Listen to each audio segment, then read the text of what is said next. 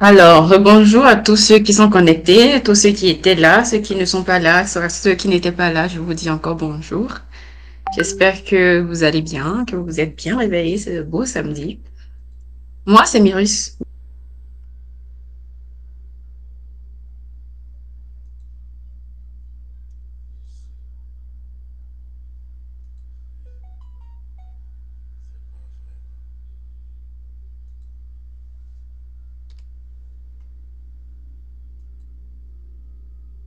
Comment j'ai fait ça?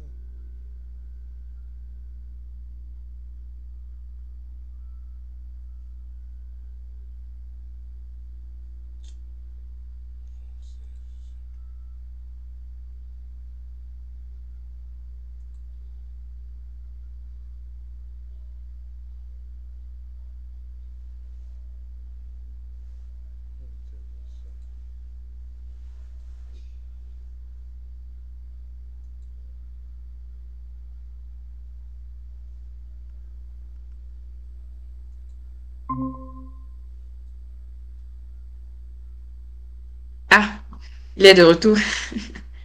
Alors, comme je le disais, bonjour encore. Merci pour votre présence. Bonjour, cher auditoire, mesdames et messieurs. J'espère que vous allez très bien, que le week-end commence très bien. Je vous souhaite les bienvenus dans notre émission de présentation du livre, excusez-moi, du livre titré Viagem de um Negro para o Brasil, en portugais, et en français, Le voyage d'un Noir au Brésil, écrit par notre aîné, notre frère, notre aîné, Gérard Nunayan Agnovi. Nous le recevons aujourd'hui pour qu'il nous parle un peu de son livre, de son expérience, pour qu'il se présente. Et en parlant de présentation, moi, je me présente. Moi, je m'appelle Miris Némé, je suis aussi béninoise. Je réside à Brasilia. Je suis, voilà, étudiante. Donc, c'est ça. Nous allons demander alors d'ici peu, à Monsieur Girard de se présenter. Mais je vais vous donner un bref résumé de qui il est, de ce qu'il fait et de sa vie en général. Donc, Monsieur Gérald est d'origine béninoise. Il a depuis très longtemps développé une certaine amitié, un certain amour pour le Brésil, de par ses connaissances culturelles, son implication dans la culture afro-brésilienne. Disons ça comme ça. Il a été professeur de capoeira pendant de longues années. À Cotonou, il fait partie des pionniers de la capoeira. Euh, il fait partie. Je vais demander, excusez-moi, à Monsieur Nathanaël de s'occuper des chats et de répondre aux diverses questions. D'accord? Pour qu'on aille plus vite. Donc, je parlais un peu de Monsieur Girard, qui fait partie des pionniers de ce qu'on appelle la capoeira, qui est une danse afro-brésilienne qui représente tout ce qui est histoire, tout ce qui est héritage de l'esclavage, toute cette histoire de ce lien que nous avons avec le Brésil. Donc, il est venu ici au Brésil en 2017 et je vais le laisser se présenter, nous raconter un peu de qui il est, se présenter et pour que nous le connaissions. Voilà, vous avez la parole, monsieur. Bonjour Madame Kitty. Vous me recevez? Oui, oui, on vous reçoit parfaitement. Bonjour à tout un chacun et ceux qui ont laissé leur activité pour être ici dans notre live. Que Dieu vous, que Dieu vous bénisse. Et on m'appelle Monsieur Gérard Nounayo Aniouvi. Je suis béninois et je réside ici à Brasilia, professeur de capoeira, pédagogue, missionnaire, pasteur et auteur du livre Viage do Negro au Brasil. C'est ça.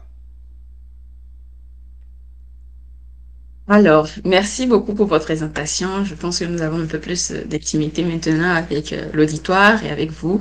Nous allons déjà commencer, vous venez de parler de votre livre, nous allons commencer par vous poser la question de savoir Que représente la couverture de ce livre? Parce que les gens disent souvent, on ne juge pas un livre par sa couverture. Nous ne jugeons pas parce que nous ne savons pas encore. Et c'est à vous de nous faire découvrir ce qu'il y a de beau, de merveilleux, de parfait dans votre livre. Mais on va commencer par la couverture. Pourquoi vous avez choisi ces couleurs-là, peut-être? Pourquoi vous avez choisi un jeune homme qui marche dans une vallée, on voit qu'il est seul, on voit qu'il est plein d'espérance, mais en même temps, il n'y a pas un chemin tracé. Il y a beaucoup d'informations dans cette couverture-là. On aimerait que vous nous développiez un peu ça maintenant, s'il vous plaît. Et Madame Kitty, pour la petite histoire, et je suis venu ici seul. Et j'ai marché dans la vallée du Brésil, seul, pendant de longues années. Et grâce à Dieu, j'ai rencontré la DBB. Et de là, je me suis fait beaucoup d'amis. Et peu de temps, ils m'ont associé. Et je suis devenu eh, le chargé culturel de la DBB, hein, des années passées. Et pour le livre, vous voyez la personne qui marche dans cette vallée, il est seul. C'est pour aviser nos frères et sœurs qui veulent venir ici au Brésil que la culture brésilienne, c'est comme ça. On reste seul. Tu auras un moment de solitude et tu vas décider les trucs seul. Tu vas grandir seul, tu vas apprendre seul. Nous voyons le nom, le titre du livre qui est Viage de Negro pour au Brésil. Et Brésil est mis en exergue parce que c'est le lieu où chacun de nous qui sommes de la diaspora brésilienne, nous sommes en train d'opérer actuellement. Et c'est le centre de tout ce qui se passe. Et vous allez voir que sur, sur le truc là, le livre, nous avons parlé de la discrimination, du racisme, de la souffrance que nous qui sommes nègres, venus de l'Afrique, nous vivons ici au Brésil. Et c'est un peu ça. Et de l'autre côté, nous avons le résumé, petit résumé du livre et avec ma présentation. Donc c'est un peu ça. C'est un peu ça la description du livre. Et à l'horizon, nous ne voyons pas quelqu'un qui pouvait aider ce jeune qui est en train de marcher. Mais il doit croire en lui pour pouvoir atteindre l'horizon de l'autre côté de la vallée. Donc c'est un peu ça, le bref résumé de la couverture. Alors, je trouve ça vraiment intéressant parce que vous avez complètement bien décrit le livre. C'est une couverture assez chargée d'histoire, de, de vécu personnel, d'authenticité d'ailleurs parce que c'est un livre qui parle de vous. C'est une image qui vous représente, si on peut le dire comme ça. Et la question vient alors de savoir qu'est-ce qui vous a motivé à vraiment prendre la plume et faire sortir ces mots-là, à les écrire, jusqu'à, je ne sais pas, publier aujourd'hui. Quelle est la motivation derrière ça? Quel est l'objectif, en fait, de votre publication du livre? Madame Kitty, pour la petite histoire, je ne suis pas venu ici comme étudiant. Ah, Oui, je ne suis pas venu au Brésil comme étudiant, comme la plupart de nos frères qui sont de la diaspora. Je suis venu ici pour faire des cours de capoeira, pour finaliser mon truc, pour prendre mon diplôme de professeur avec un maître brésilien. Arrivé ici que j'ai commencé par vivre les réalités du Brésil. Hein. J'ai été abandonné par celui qui m'a invité. J'ai appelé l'ambassade. Et celui qui m'a aidé à l'ambassade et, et m'a trouvé un local là où je peux rester. Et de là, et j'ai rencontré des pasteurs et j'ai commencé mon petit chemin au Brésil avec beaucoup de trucs là, beaucoup de barrières à surmonter. Ok. Vous voyez? Donc, c'est de Oui. là, après avoir surmonté plusieurs barrières, j'ai dit non. Il faut que nous laissons quelque chose à ceux qui viendront après nous, pour qu'ils puissent savoir que le Brésil n'est pas une terre euh, qu'on pensait au Bénin. Lorsqu'on était au Bénin, lorsqu'on parlait du Brésil, on était, on était content, on voulait venir, mais arrivé ici, c'est différent. Tout ce que nous avons rencontré est vraiment différent de ce que nous avons eu à voir du Brésil. Donc, je me suis mis à rédiger une histoire, l'histoire de Karima et ses amis. Et de là, j'ai pu développer plusieurs thèmes qui vont jusqu'à 12 thèmes, hein, pour le livre qui est à 139 pages. 139 pages. Donc, c'est pas trop grand.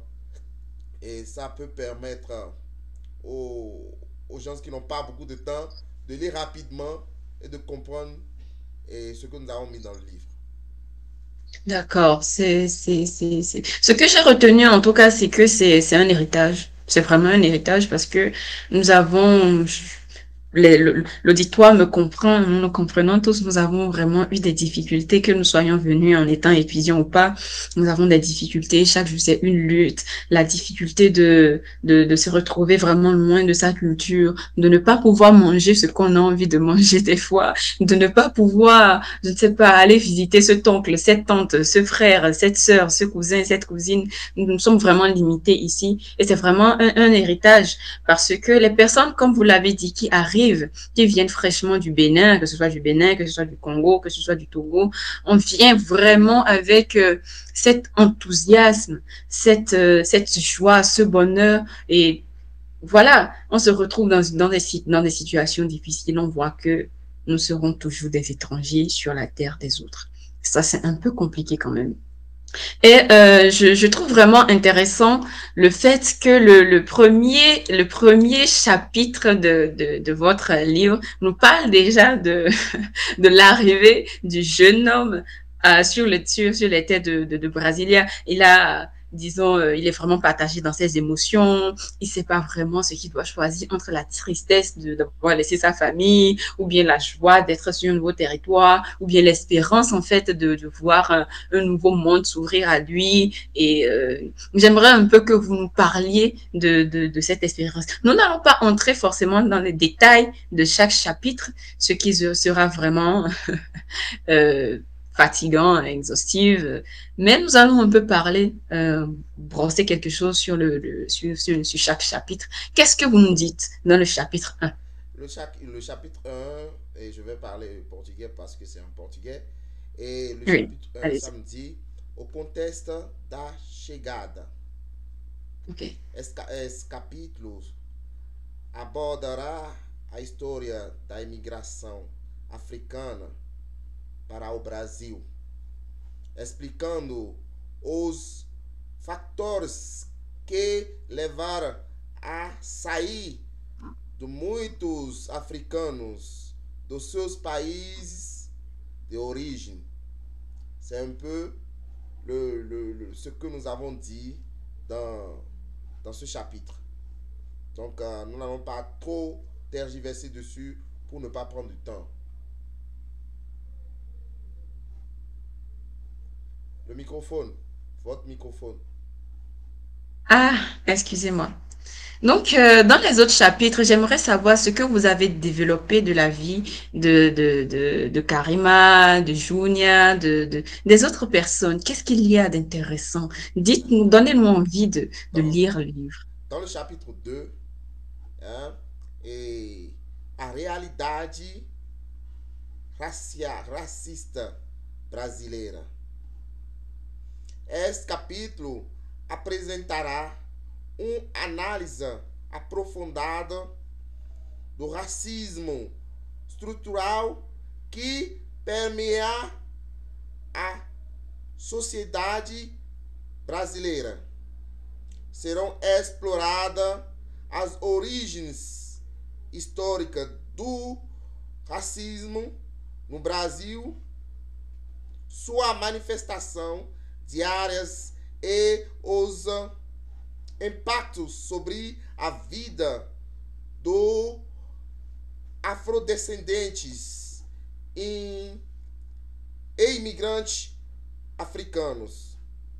Donc, nous allons parler du racisme, particulièrement du racisme structurel, qui est remarqué ici au Brésil. Ce racisme qui ne dit pas son nom. En fait, les Brésiliens n'ont jamais eu le tort ou n'ont jamais pratiqué le racisme. Et c'est ça qui tue le Brésil. Vous voyez? Comme le racisme, c'est un crime ici au Brésil, les Brésiliens ont l'habitude de pratiquer le racisme structurel. Donc c'est ça qui est vraiment triste. C'est ça que nous avons élaboré dans ce contexte du deuxième chapitre. Je peux aller? Oui, oui, allez-y, on vous suit. J'espère que l'auditoire est avec nous aussi, qu'ils sont vraiment enthousiasmés et que tout Lorsque va nous bien. allons dans le chapitre 3, ça nous parle de direitos e deveres do imigrantes. O terceiro capítulo será guia abrangente sobre os direitos dos imigrantes e afrodescendentes no Brasil, abordando a legislação que protege contra a discriminação. Vocês viram? É desse jeito. Nessa capítulo, dans ce chapitre, nous allons développer les droits et devoirs de nous qui sommes ici au Brésil et comment nous pouvons lutter contre le racisme structurel et être dans la législation du pays. Donc c'est un peu ça ce que nous avons à lire avec Karima et ses amis dans le chapitre 3. Dans le chapitre 4, Encontrando Comunidade. Esse capítulo enfocará a importância das redes de apoio para imigrantes africanos no Brasil. Serão listadas organizações, grupos e comunidades que oferecerão suporte, orientação et amizades. Là, nous allons découvrir que Karima et ses amis se sont organisés pour créer des mouvements qui aideront les jeunes africains qui sont venus au Brésil. Donc, nous allons parler ici, par exemple, de la DBB, qui est une communauté qui nous aide à nous retrouver, à avoir des amis, à avoir de l'aide. Et à la fin, nous allons parler plus de notre communauté qui est la DBB. Juste pour développer un peu ce point que je trouve vraiment important, je crois que Karima, il est venu, c'est un jeune homme qui est arrivé au Brésil, il a vu qu'il y Une avait jeune demoiselle. Pardon? C'est une jeune demoiselle, Karima. Ah oui, c'est une jeune demoiselle, excusez-moi. Elle est arrivée, elle a vu comment les choses sont un peu différentes de ce qu'elle imaginait. Elle a été vraiment confrontée à la vie difficile ici au Brésil et elle a commencé par chercher, disons, un moyen, les chemins qu'il faut pour remédier à ce problème sociétal qu'il y avait dans, disons, dans la société, excusez-moi la répétition, dans la société brésilienne. Donc voilà un peu, elle est tombée sur elle a commencé par chercher les associations et tout. Et pour amener ça un peu dans notre réalité, nous voyons l'importance de la diaspora, non seulement la diaspora béninoise, mais de ce que les Brésiliens appellent, ce qu'on dit en portugais, les redes de apoio, la communauté qui se met ensemble pour apporter un certain support à une personne qui vient d'arriver, une personne qui n'est pas déjà stable, qui n'est pas encore stable. Et je trouve que c'est quelque chose de très important. Dans la suite, nous allons développer ça, nous allons nous concentrer un peu sur ça, nous allons parler de la diaspora, nous allons parler de l'importance de la diaspora, l'importance de la valorisation de nos cultures, de l'importance en fait de nos retrouvailles et voilà l'union. Comme on lui dit, l'union fait la force. Nous allons laisser la parole encore à Monsieur Girard qui va continuer de nous brosser encore la suite des chapitres. Merci bien. Merci, Madame Kitty. Merci à tous ceux qui sont là. Et notre cinquième chapitre fala vivendo em uma sociedade diversa. A diversidade cultural do Brasil será o foco desse capítulo. Discutirá a rica herança afro-brasileira, sua influência na sociedade e como os imigrantes podem se integrar et respecter as différences. Vous voyez? Donc, ici, nous allons parler des diversités culturelles du Brésil avec les afro-descendants hein, et tous les immigrants. Donc, ici, nous allons détailler un peu et cette diversité qui nous unit avec le Brésil et aussi les saveurs. Hein? Et lorsqu'ils étaient venus ici, Karim et ses amis, la nourriture de l'Afrique n'est pas la même chose que ce que nous mangeons ici au Brésil. Donc ils ont découvert beaucoup de choses qui sont un peu différentes et ils doivent s'adapter. Ils doivent adapter et s'adapter et respecter hein, la diversité culturelle. E nous allons dans le chapitre 6, oportunidade e trabalho. Oportunidade de trabalho e educação. Esse capítulo abordará os desafios enfrentados por negros africanos no mercado do trabalho brasileiro. Parce que lorsque nous venons ici, ce n'est pas automatiquement que on nous donne le travail. Lorsque moi je suis venu ici, grâce à Dieu, parce que je ne suis pas venu par mon propre gré, grâce à Dieu, après 6 mois, j'ai passé le vestibular. Et grâce à un pasteur qui m'a indiqué, et je suis allé, et j'étais le seul Africain, le seul Béninois, le seul Noir qui a pu avoir et le vestibular. Ce jour, j'étais seul dans mon truc là, dans une grande salle. On ne m'a pas mis ensemble avec les Brésiliens parce que je pouvais tricher, je ne sais pas. Et j'ai composé seul. Et grâce à Dieu, grâce à celui qui m'a envoyé au Brésil, j'ai pu et je suis admis. Et j'ai commencé l'université. Et c'est à la fin de ma formation que j'ai eu mon premier boulot. Qui n'a duré qu'un mois. Qui n'a duré qu'un mois. Parce que nous avons commencé par rencontrer des difficultés.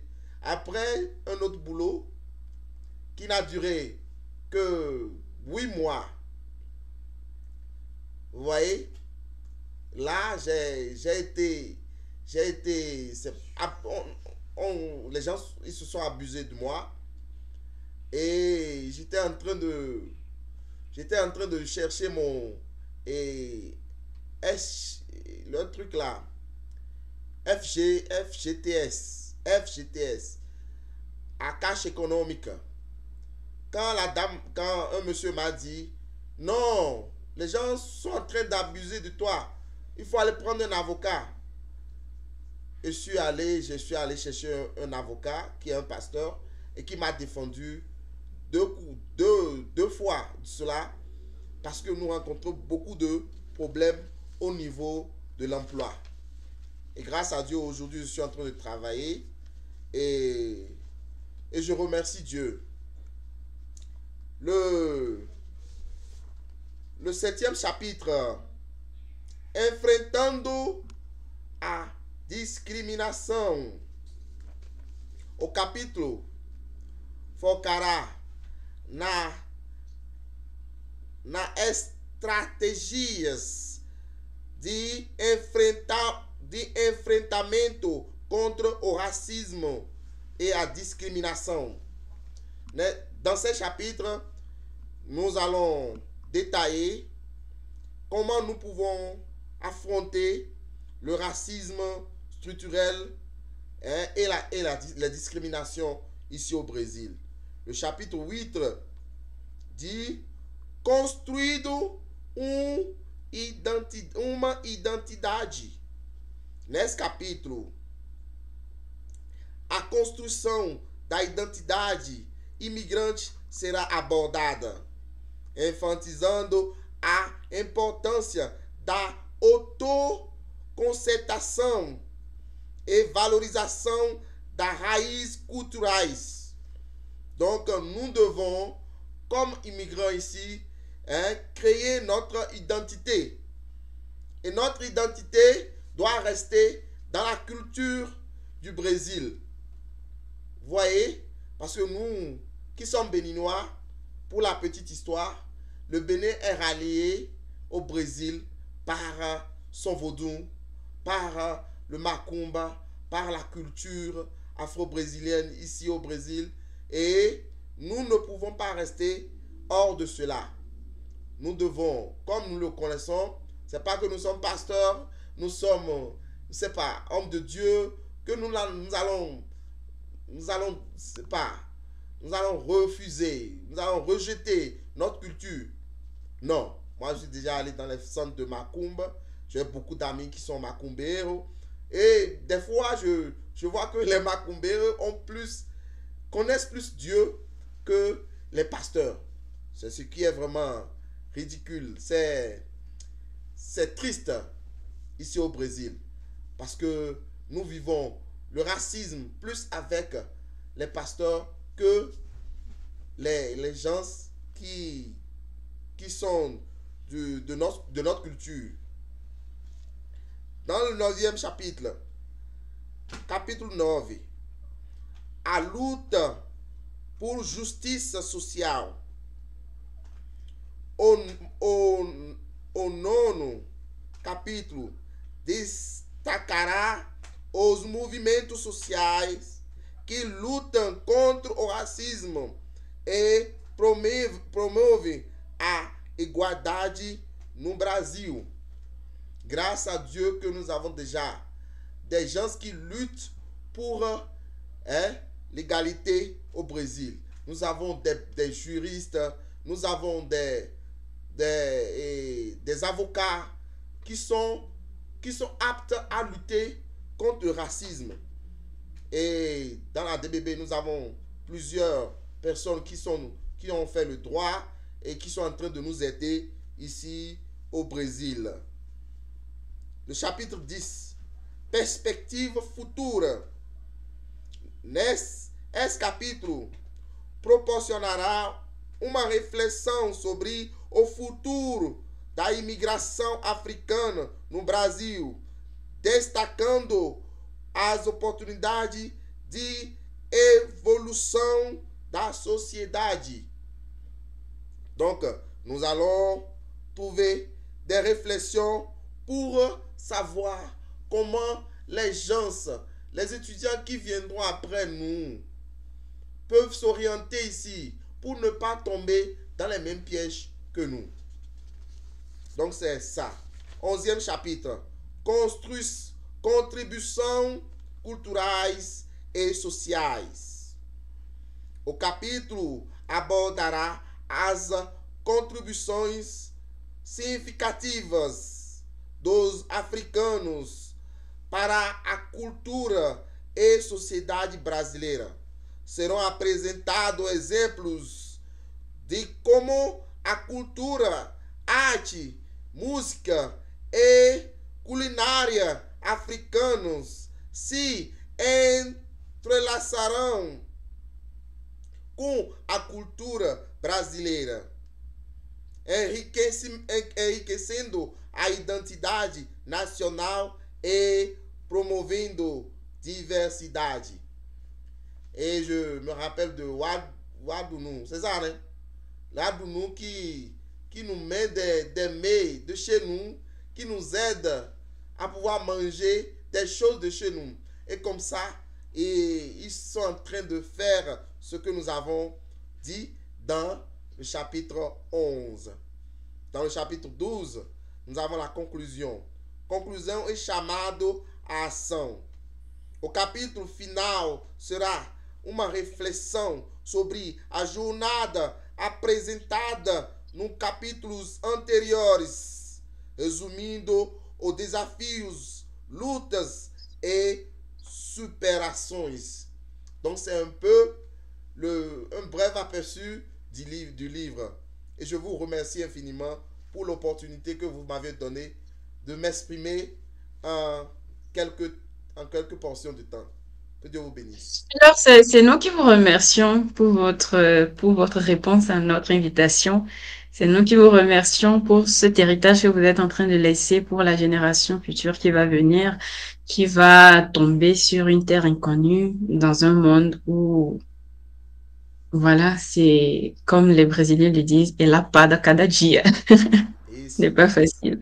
Mais je vais me donner voilà, je vais me donner la possibilité de revenir un peu sur ce que vous avez dit, parce que je pense que pour moi et pour ceux qui sont en train de nous suivre l'auditoire, il y a quelques petites choses qui ont attiré notre attention. Par exemple, le chapitre 5 sur lequel vous parlez de l'adaptation à la nourriture, quelque chose qui est une réalité assez grande, parce que nous avons vu, bon, je ne sais pas pour les autres villes, mais ici à Brasilia, c'est vraiment difficile en fait d'avoir une alimentation vraiment saine comme chez nous. Donc ça, c'est un problème qui va influencer non seulement sur l'alimentation en elle-même comme quelque chose de plaisant, mais aussi sur la santé de la personne, parce que je ne sais pas, au Bénin, j'avais l'habitude de prendre constamment de l'arachide, j'avais une certaine habitude alimentaire, mais quand je viens ici, je constate que non seulement je n'ai pas forcément les moyens de me rendre dans ces endroits-là pour acheter du poisson, pour acheter des crevettes, des choses comme ça, mais aussi je me rends compte que voilà, il n'y en a pas, il n'y a pas beaucoup de variétés. Donc ça, c'est un problème que j'ai vraiment aimé que vous ayez souligné dans votre développement dans le chapitre 5. Le chapitre 6 qui nous parle aussi du travail. Oui, ça, c'est une difficulté assez grande pour surtout les personnes qui ne viennent pas avec un visa étudiant. Donc, j'aimerais que vous nous parliez un peu plus de comment ça s'est passé, voilà, de quoi est-ce que vous avez eu besoin pour avoir un travail, je ne sais pas, pour vous en sortir finalement, parce que vous avez dit que maintenant ça va bien. Ça dépend de celui qui est venu ici au Brésil. Premièrement, si la personne veut étudier, c'est autre chose. Deuxièmement, si la personne est venue en aventure, la personne est venue se promener ici, la personne n'a pas cette envie de grandir, dès qu'il trouve des jobs, des trucs de maçonnerie, des trucs de construction, des trucs, les mains d'œuvre. Oui. La personne peut rentrer directement dedans, ne connaissant pas les règles. Vous voyez, bien Oui. qu'il soit ignorant de ce côté, s'il est dans la communauté, sûrement, on peut l'aider à pouvoir connaître ses droits et devoirs. Comment il doit travailler, on doit le déclarer. Comment il doit faire ici au Brésil. Vous voyez? Maintenant, comme si tu es venu ici comme moi, qui suis ici et je voulais étudier, je voulais me, je voulais aller de l'avant. Dès que je suis venu ici, on m'a nommé comme professeur de français, professeur d'anglais, dans une école de l'église. Et je donnais les cours là. Mais j'avais le soif, j'avais une soif d'apprendre. Je voulais apprendre la langue, je voulais apprendre et comment vivre ici. Et comme j'étais dans le monde et de l'éducation, le pasteur a jugé bon que je passe le vestibulat. Vous voyez? Et c'est comme ça que je n'y croyais pas. Je n'y croyais pas. Il m'a donné plein de trucs à étudier. Sincèrement, j'avais les mots de tête. J'étudiais. J'étais seul. J'étudiais. Je faisais tout. Et le jour est arrivé. Après des souffrances, je suis allé. J'ai composé. Et j'étais chez moi un jour. Et on m'appelle. Ah, monsieur, c'est vous, monsieur Gérard? À Newville, oui, c'est moi. Ah, vous avez eu le vestibulat. Si vous ne venez pas tout de suite, vous allez perdre votre vestibulat. J'ai couru, je suis allé voir le pasteur. Il m'a pris dans sa voiture et nous sommes allés à l'université. Et c'est là que je me suis inscrit et j'ai commencé.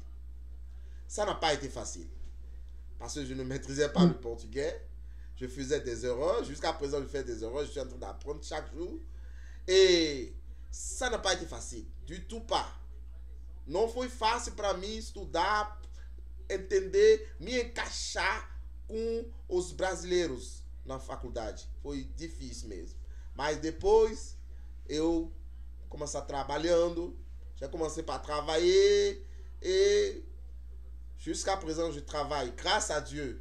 C'est difficile parce que les opportunités qui sont en fait aux Brésiliens ne sont pas en fait à nous qui sommes étrangers.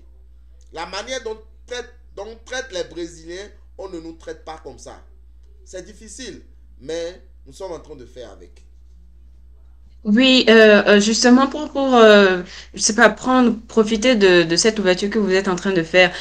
Nous constatons vraiment cette difficulté et à mon humble avis, je pense, comme vous avez aussi décrit dans votre livre, quand Karima, elle était en train de proposer des officines éducatives, des choses comme ça, on a constaté que l'une des raisons principales, en fait, pour cette difficulté-là, c'est le manque de connaissances, le manque de conscience même des droits des Africains, des droits de l'étranger sur le territoire brésilien, non seulement sur le territoire brésilien, mais sur le territoire pour avoir accès à un certain niveau, pour avoir accès à certaines choses, il faut avoir les informations, il faut être informé, il faut être instruit, éduqué par rapport aux législations qui vont régir en fait ce domaine-là dont nous sommes en train de parler. Et ça, je trouve ça vraiment intéressant parce que votre livre nous apporte en fait, votre livre nous conscientise sur ça, que les prochains venus, que les prochains étudiants venus, que les prochaines personnes qui sont venues pour le travail même,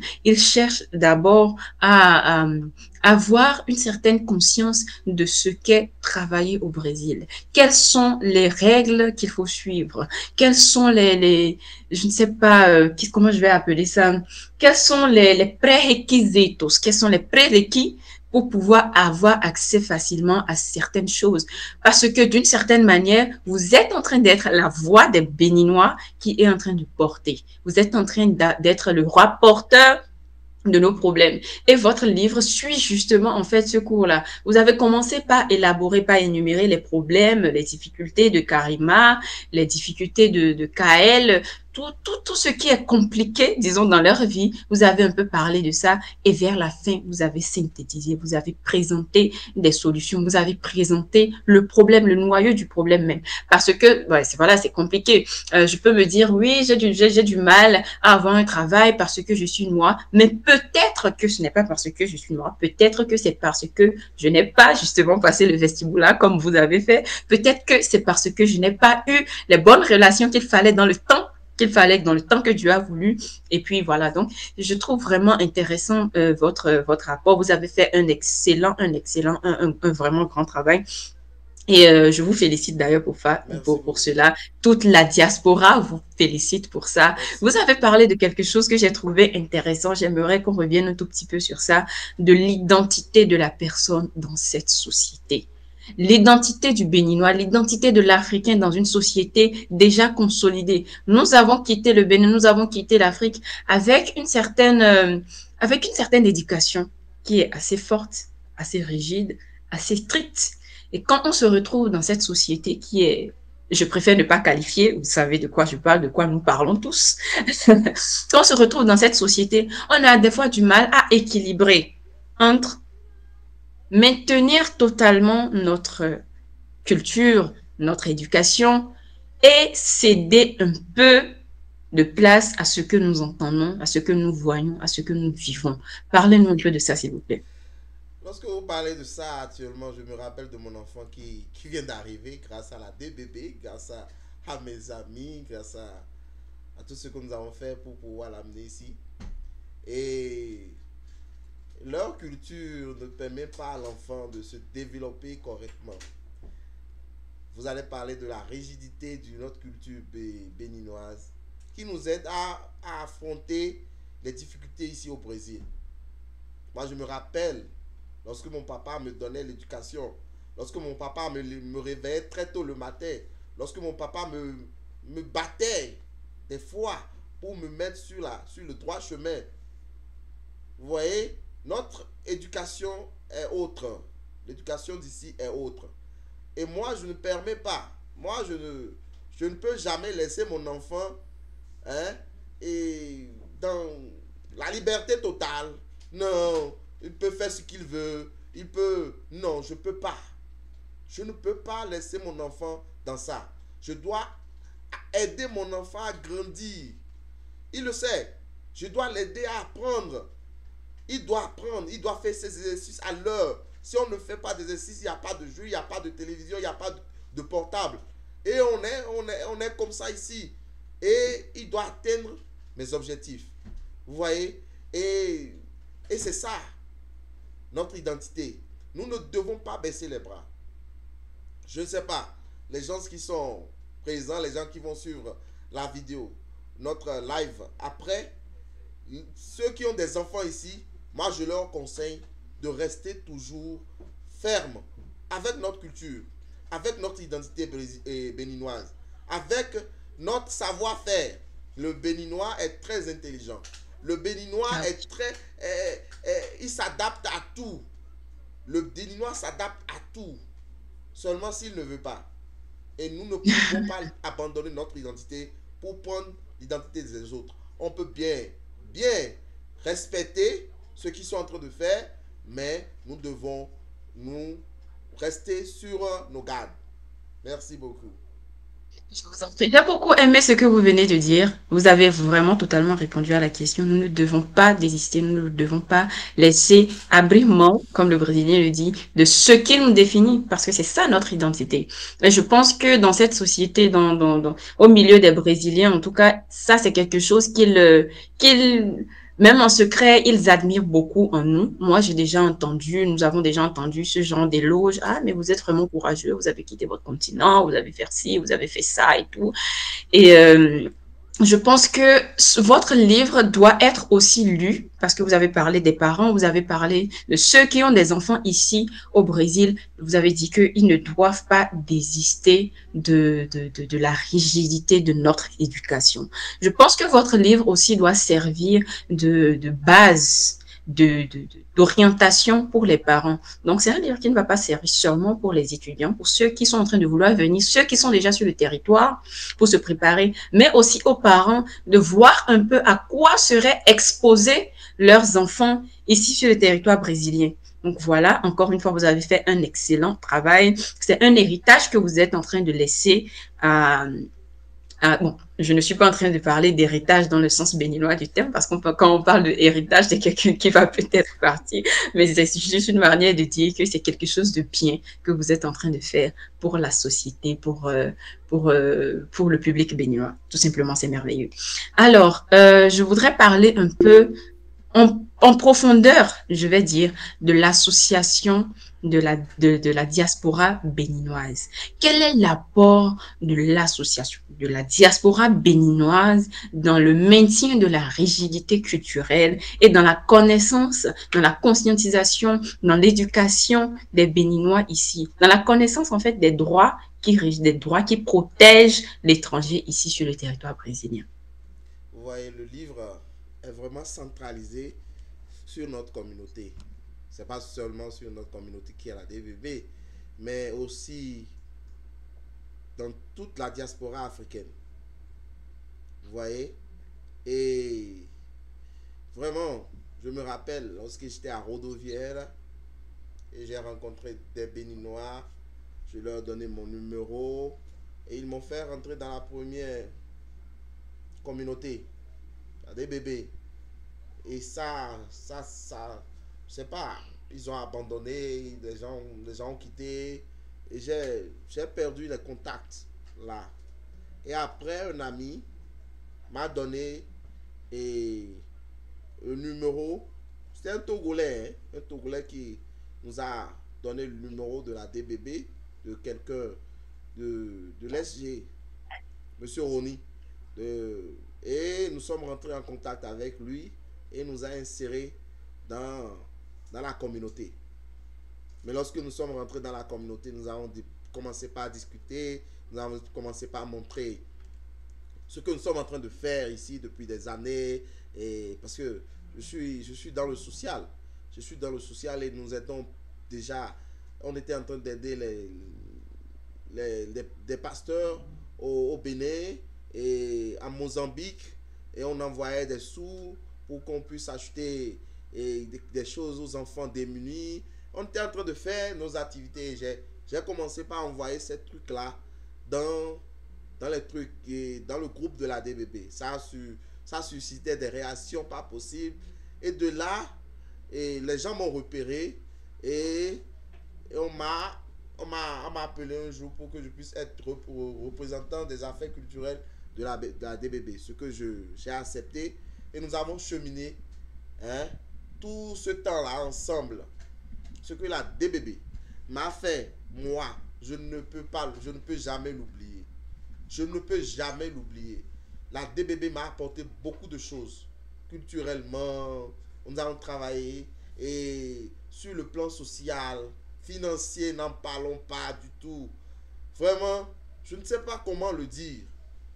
Ceux qui n'ont pas encore, ne se sont pas encore, n'ont pas encore intégré la DBB, je leur conseille d'intégrer la DBB, de se faire, de se faire voir, de se faire voir.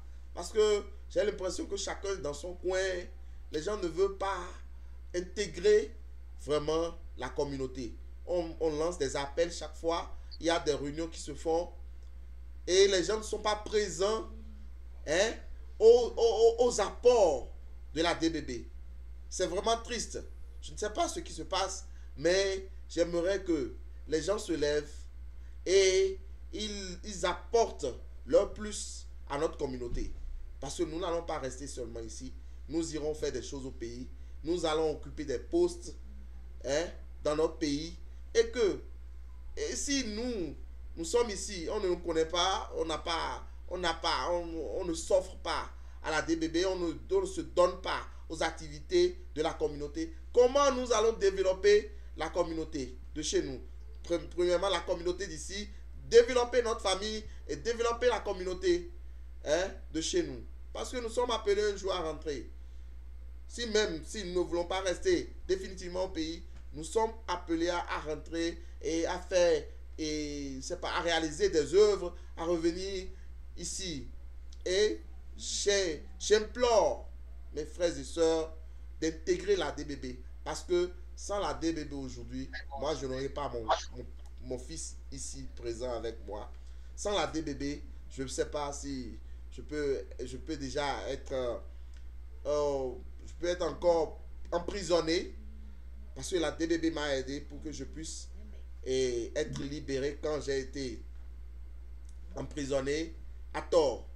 Et sincèrement, culturellement, Et la DBB nous apporte beaucoup de choses et nous devons y adhérer. Et c'est ce que D'accord. je demande à chacun de nous. D'accord. Comme la parole de Dieu le dit si bien, celui qui est fidèle dans des petites choses sera bien fidèle dans de grandes choses. Si nous acceptons les responsabilités que la DBB nous donne actuellement, non seulement la DBB, mais aussi tout ce qui est communauté africaine, tout ce qui est communauté qui accueille, qui protège les Noirs africains ici au Brésil. Si nous nous donnons à ce travail-là, parce que personne n'est payé pour ça, mais nous avons accepté quand même de nous battre. Nous avons accepté de nous entraider e c'est ce que Karima dit vers la fin du livre. Elle dit: Vamos criar uma rede que seja uma voz autêntica para todos nós. Elle l'a si bien dit. Craignons une communauté, craignons vraiment un réseau qui nous permet en fait d'avoir une voix qui porte. Ensemble, on va faire de grandes choses. Ensemble, nous allons grandir. Ensemble, nous allons arriver très, très, très et très loin. Voilà. Et c'est quelque chose que tout le monde ne comprend pas forcément. Et voilà. Nous allons ouvrir une session de questions-réponses parce que nous sommes en train de tendre vers la fin de notre temps. Et toutes les personnes qui ont leurs questions, je vous prie de les écrire OK, la sœur Samsiat qui a levé la main. Nous allons prendre sa question. Nous allons prendre seulement 5 questions. Elle est la première. Vous pouvez ouvrir votre micro, s'il vous plaît, et puis poser votre question. D'accord. Merci, Madame Mirus. Bonjour à tous. Rebonjour à l'auteur. Je suivi avec beaucoup d'attention sa présentation. Je lui dis déjà félicitations pour le travail. C'est pas évident d'écrire un livre. Donc, le simple fait d'avoir écrit le livre, de l'avoir publié et qu'il soit réellement disponible pour tous, c'est quelque chose de très, très louable. Et franchement, je lui tire mon chapeau pour ça. Et ma question est la suivante. Si il devait résumer son livre en 5 mots, quels mots il utiliserait? Merci. Vous avez la parole, Monsieur Charad. Si je devais résumer votre livre en 5 mots. Oui. Oui. Et je vais dire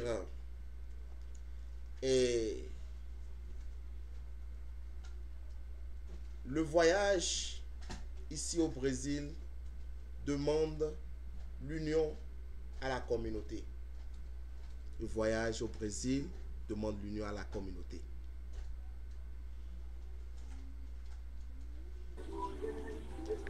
Là, vous avez fait une phrase. J'ai compris la phrase dans ce sens global.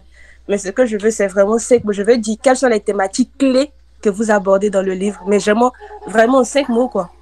Les thématiques clés. Juste en 5 mots. Je ne sais pas ce que vous mettez dans thématiques clés. Je viens de développer chacun des chapitres du livre ici actuellement. Et les thématiques clés, je ne sais pas. J'ai fait un petit résumé qui parle des difficultés que nous rencontrons ici au Brésil, comme le racisme, discrimination et les difficultés que nous rencontrons ici au Brésil. Donc, c'est ça, la thématique clé. Lorsque vous prenez le livre, automatiquement, en bas du titre, vous avez un petit résumé qui parle de ça. Derrière le livre, vous avez un petit résumé du livre. Et lorsque vous rentrez dans le livre, vous découvrez vraiment que des merveilles. Et c'est ça que nous apportons à la communauté. Si, j'ai bien compris tout ça. En gros, je vais alors reformuler ma question. Oui, dans votre livre, vous parlez de racisme ou non? Ça, c'est déjà un mot. Oui. Dans votre livre, vous parlez de solidarité ou non? Oui. C'est déjà un autre mot. Donc, des mots comme ça, clés, juste 5 pour résumer le livre. Juste 5 mots, genre racisme, solidarité, machin, juste 5 mots clés. 5 mots clés comme ça. Donc, oui. Premièrement, nous allons parler du voyage qui est premièrement important. Nous allons parler du racisme. Nous allons parler de la communauté.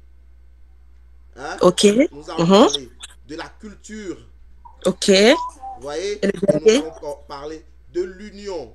C'est ça, c'est ce que je voulais. D'accord, j'ai compris. Merci. Alors, merci, Madame Samsiat, pour votre question. J'espère que vous avez eu votre réponse. D'accord. Est-ce que nous avons une autre question? Levez les mains, ouvrez votre micro. C'est maintenant ou non, ou jamais, ou après, je sais pas. Mais voilà, nous sommes ouverts aux questions. D'accord? On y va, les questions. Monsieur Messan, on vous voit. Monsieur Huber, Monsieur Ezekiel, Monsieur Samuel. Salut, salut, monsieur le médecin.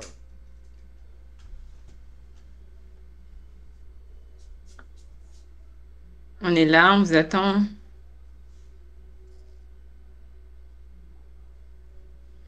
Oui. Allô, allô. Oui, Monsieur Messan, vous avez la parole. Vous pouvez ouvrir votre Allô, micro. vous me recevez? Oui, oui, Oui, bonjour, bien. monsieur le médecin. Ok. Ouais, bonjour, bonjour à tous. Est-ce que vous portez bien? Alors, j'ai écouté le développement du livre et tout. C'est vrai que bon, j'ai pris le train en marche, d'accord? J'ai pas commencé dès le début, mais quand même, j'ai déjà fait un parcours, lu rapidement le livre, d'accord? Mais bon, j'ai une question. Lorsque vous avez mentionné d'être en fait à propos de notre culture, surtout nous qui avons des enfants ici, ben voilà, on va se baser sur notre culture pour les éduquer et autres, chose qui n'est pas souvent facile à partir du moment où notre conjoint ou notre conjointe est brésilien ou brésilienne. Vous voyez, il y a un choc culturel. Chez nous, au pays, par exemple, nous sommes habitués, bon, si on fait quelque chose de mal, on est tabassé parfois. Excusez-moi, hein, ce gros mot que je dois utiliser. Hein, euh, bon, voilà, on prend des petits fouets de la part de papa, maman et autres. Ici, bon, tu peux pas, vous voyez. Des fois, bon, l'enfant te fait un truc, ça te fait te dire, ben, hein, je vais te donner une bonne fessée là. Mais quand même, après, tu réfléchis, tu dis, ben, tiens, est-ce que je dois faire ça, hein? Parce que certes, on a été éduqué d'une autre manière, mais si on doit appliquer cette manière également ici au Brésil, ça peut être un peu compliqué. Donc, j'aimerais vous demander comment est-ce que vous arrivez à éviter ne pas être sur les nerfs pour ne pas trop taper les gosses ou bien l'enfant et autres, parce que parfois ça donne envie, mais on se retient, vous voyez, pour ne pas créer trop de problèmes. Alors, comment on peut gérer ce genre de situation? C'est vrai que oui, le fait de priver la télévision, les appareils électroniques, c'est une solution. Mais des fois, vous voyez, l'enfant fait un truc, on dit, ben ça là, il faut une bonne leçon, ouais. Parce qu'on est habitué. Comment on peut faire pour tenir le coup face à une situation pareille? Merci bien. Monsieur le médecin, vous savez que la Bible dit que il faut donner une bonne éducation à nos enfants. Vous voyez? Et ça dépend de votre conjoint. C'est là que se trouve le problème. Si vous êtes unis, mariés avec une Brésilienne qui n'accepte pas ces genres de trucs, je vous en prie, je vous en prie, n'essayez jamais de le faire. Parce que ici, c'est la voix de la femme brésilienne qui compte. Elle peut mentir, elle peut dire des choses. Vous pouvez avoir des problèmes, hein? Dans votre couple, vous pouvez avoir des problèmes. Et pour vous atteindre, hein, elle va prendre une vidéo de ce que vous êtes en train de faire. Vous n'êtes pas en train de faire quelque chose de mal à votre enfant. Vous êtes en train d'éduquer votre enfant. Prendre cette vidéo-là et va donner ça à la police. Et ça suffit. On va vous enfermer. Vous avez fait des années, hein, à la prison. Et c'est vraiment, vraiment triste. Vous voyez? Mais si vous mariez à une femme qui a, qui a vécu dans une famille rigide. Parce que moi, j'ai connu des femmes ici, hein, qui battaient leurs enfants, qui étaient dans ce truc-là, dans notre culture, qui comprenaient qu'il faut donner et il faut donner une bonne éducation à l'enfant. Si vous êtes marié avec une femme du genre, vous n'aurez pas de problème. Mais si vous êtes de l'autre côté et la femme à la première occasion où vous avez battu votre enfant, elle s'oppose déjà, je vous en prie, essayez de ne plus le faire. Parce que ici, c'est risqué. Ah ben merci, merci pour votre réponse qui est assez détaillée. Je pense que nous avons bien compris. C'est vrai que c'est un peu compliqué sur ce point de vue-là. Et Monsieur Messon, j'espère que vous avez votre réponse. Oui, tout à fait, je suis satisfait. Je suis totalement D'accord, satisfait. Ouais, d'accord. c'est souvent pas facile, hein, parce que je ne parle pas de mon cas. Moi, je ne suis pas dans ce cas-là, Dieu merci. Hein, mais quand même, bon, je sais qu'il y a le choc culturel et j'ai eu écho de plusieurs situations du genre. Je me dis, ben tiens, eh ben, si nos frères sont en train de passer par un truc du genre, mieux vaut les sensibiliser à ce niveau-là parce que ben, hein, c'est un peu compliqué. Mais quand même, j'ai reçu. Merci pour l'information, pour l'éclaircissement. Vraiment, merci beaucoup. Et Merci. votre livre, c'est un guide pratiquement pour tous les Africains ici au Brésil. Hein. Donc, pas seulement Africains, un noir qui vient au Brésil. Donc, je pense que c'est vraiment important. Merci beaucoup. Merci, Monsieur Messin. Mais alors c'est ça, c'est très intéressant. Votre livre, c'est vraiment un guide. Nous sommes en train de tendre vraiment vers la fin de l'émission. Nous allons demander à Jean Monsieur Bosco. Girard la question que tous les Brésiliens nous posent. É, você gostou do Brasil? Você pretende voltar ou ficar? Parce que, en lisant le livre, nous avons vu qu'il y a eu beaucoup de difficultés, beaucoup de luttes, beaucoup de réussites, de succès, de hauts et de bas et tout ça là. Qu'est-ce qui va se passer maintenant? Est-ce que vous avez aimé le Brésil malgré toutes ces difficultés? Vous pensez rester au Brésil, retourner, aller, revenir? Comment est-ce que ça va se passer maintenant? C'est juste une curiosité, hein. Je parle de la part de la DBB. Oh, je suis au Brésil depuis pratiquement 9 ans. Je ne suis pas encore rentré au Bénin. Et le Brésil m'a apporté beaucoup de choses. Beaucoup de choses. Et bien que j'ai des ambitions de rentrer au pays, pas seulement au Bénin, j'ai envie d'aller dans d'autres pays comme l'Angola, Mozambique, là où j'ai implanté et des trucs, des actions avec d'autres pasteurs, d'autres hommes de Dieu.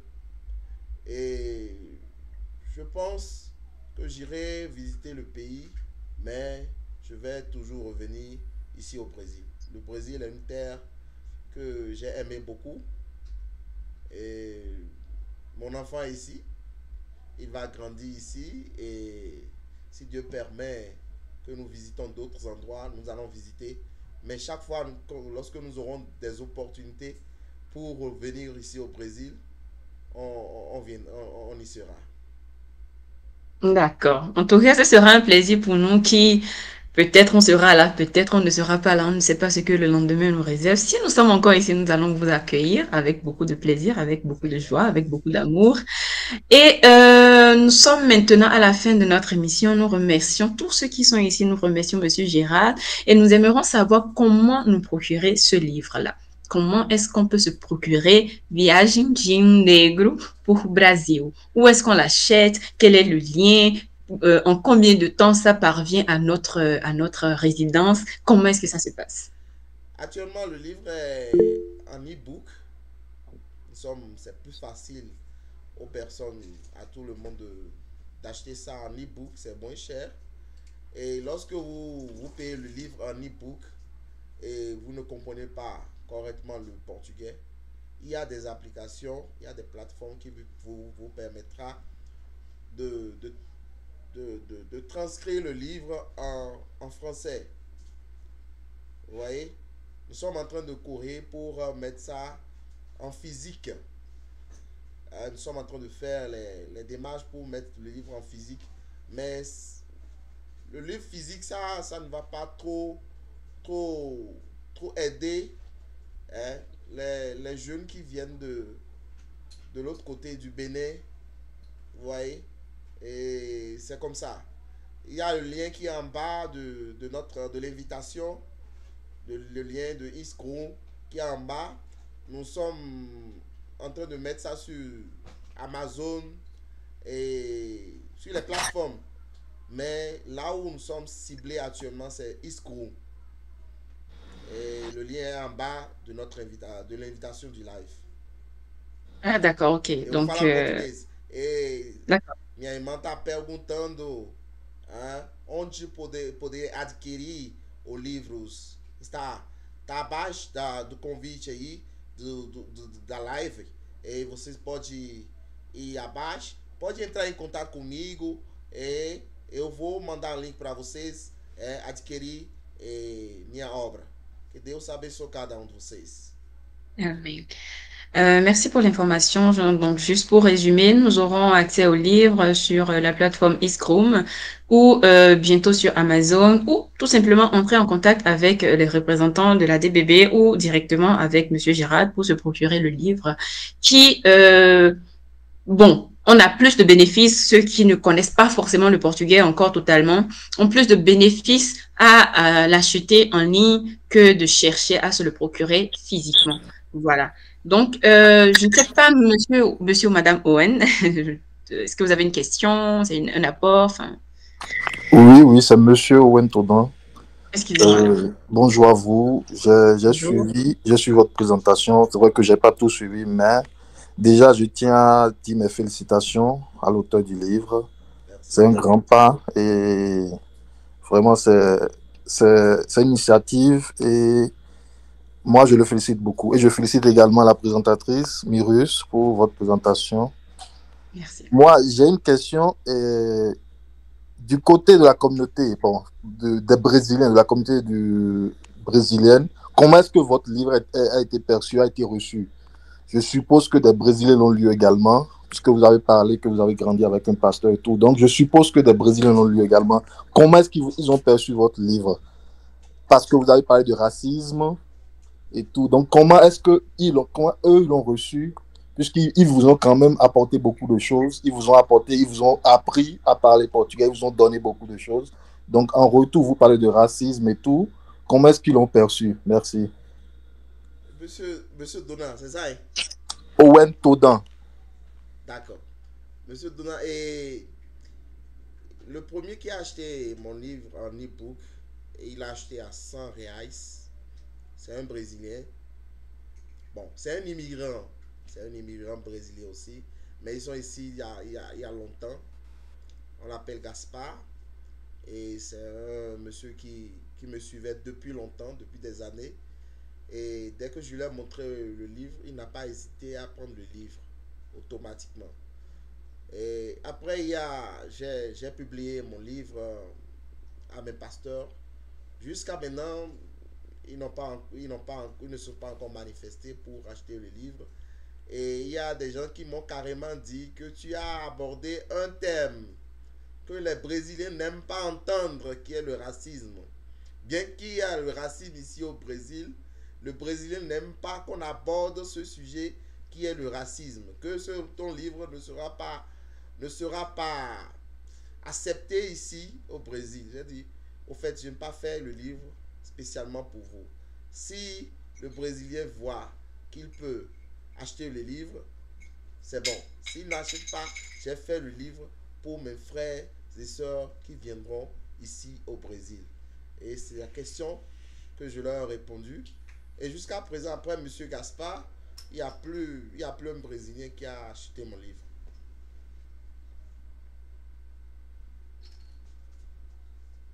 Alors, je pense que monsieur Owen a sa réponse.